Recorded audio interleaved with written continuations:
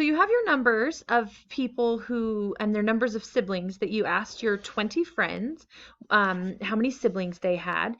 And your numbers are going to be different than mine, obviously, because you asked your friends and you're not using my friends, because I know you have 20 friends. So your numbers should be different than mine. But we're going to do the same process, so I want you to go ahead and follow along. So basically, we're going to try to find the probability of each of these outcomes. So we have a total of 20 people that we asked. And so what is the probability that if I pick one of my friends at random, that that friend has one sibling? Well, the probability is 3 out of 20. It's a 3 out of 20 chance that the person I pick has one sibling. And then the same thing for each of these. So this is 2 out of 20, 2 out of 20, and we could write this in a simplified form if we want, but it's fine if we don't. 5 out of 20 and 2 out of 20. So again, the probability that I picked one of my friends at random and that friend had 4 siblings would be 6 out of 20. Now we're talking about this random variable x, and you're going to learn a little bit more about random variables in the next slide, but basically the idea is a random variable is the set of possible outcomes for any experiment. Okay, so random variables, a set of possible outcomes for an experiment. So we're asking, is it categorical or quantitative? Now, we talked about this originally. Instead of using quantitative, we used, or categorical, we use qualitative. They're the same thing. A lot of people use categorical because it's easier to understand. So is X qualitative or quantitative? So is it labeling things or is it giving it a number? Well, this one is quantitative because it actually assigns a number to each of the things. So a label would be something like your phone number or your jersey number or your class rank. Freshman, sophomore, junior, senior. It doesn't make sense to add those together. It doesn't make sense to say like, oh, well, that person is, freshman plus sophomore. Like that doesn't make any sense, right? But quantitative, it does make sense to do math with these numbers. So it makes sense to say, well, this person has one more sibling than the other, or something like that. Anyway, it has numbers, and the numbers are not just labels; they're actual numbers that we could do math with. All right, are all of the probabilities between 0 and 1? Yes, because they're all a fraction and a proper fraction. So yes. What do we do when we add up all of the probabilities? Well, this is when it actually comes in handy that I didn't simplify them. So we have 3 out of 20 plus 2 out of 20 plus 2 out of 20. Oh man, I'm just going crazy today. Okay, plus 6 out of 20 plus 5 out of 20 plus 2 out of 20. So we have 3 plus 2 is 5, 7, 13, 18, 20. So we have 20 out of 20. So what do we get? Well, it equals 1, which makes sense because my sample size was 100%, right? It's 20 people, and I had 100% of those people answered the question, so I need to have 100% probabilities. If I add up all the probabilities, it should be 100%. Okay, is 5.7167 a possible value for X? I'm pausing because you should know this, so think about it.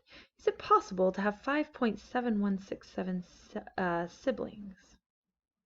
No, it's not, right? It's not possible to have that. So no, because, and you can write your own because. Okay, describe in words what the probability that X is greater than 3 is, and find what the probability that X is greater than 3.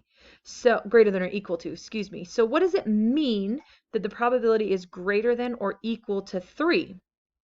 Well, it means that the probability, in words, the probability that if we select someone at random, I think I'm just going to say it and not write it because it's just way too much writing. The probability that if we select someone at random, that they have 3 or more siblings. Okay, so the probability that they have 3 or more siblings. So let's find that probability. Well, what's the probability that they have 3 siblings? That's 3 out of 20. And then what's the probability they have 4 siblings? That's 6. And what's the probability they have 5? That's 5 out of 20. Okay, so that is 8 and 6 is 14 out of 20. So for my case, the probability that they have 3 or more siblings is 14 out of 20. What's the probability that x is greater than 3? What does that mean? Well, that means what's the probability that they have 4, 5, or 6 siblings, right? Because they can't have like 3.5. So it says greater than 3. So these numbers aren't like 3, 3.1, 3.2, 3.2. We're not talking about those numbers. We're talking about like, well, if you don't have 3, the next number up you have is 4, right? So that's the probability that they have at more than 3 siblings. So this would be the probability of 4 and 5. Oh, did I miss one? Oh, I did. I missed one in this last one, and you guys probably caught it and you were screaming at me, and I couldn't hear you because it's a video, guys. All right, so what's the probability of 3 siblings was 2, 6, 5, and 2 over 20. So that is 7 and 8, which is 15. Man, did I add wrong last time too? Yeah, okay. I'll just tell you, it's kind of late right now, so I'm sorry about that. But I'm here to teach you. Okay, so describe in words what it means. We already talked about what words.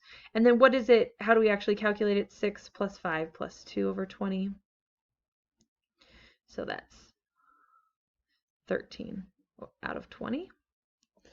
All right, and then let's see.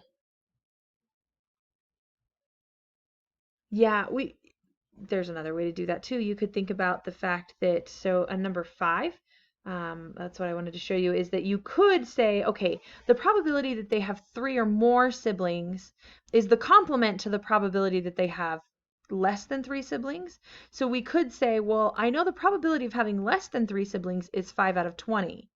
So the probability of everything else is 15 out of 20. Okay, so that's just a possibility. All right, so our random variable is y, and it says what's the time in minutes it takes a randomly selected student to run a mile. So at this point is 5.7167 a possible value for y. So again, this y value is our set of possible values. Is it possible that someone could run the mile in 5.7167 minutes? Yes, because it's totally possible to have a decimal, and if you use your calculator, you could actually find out what this actually is. But yes, so go ahead and give me an explanation on that.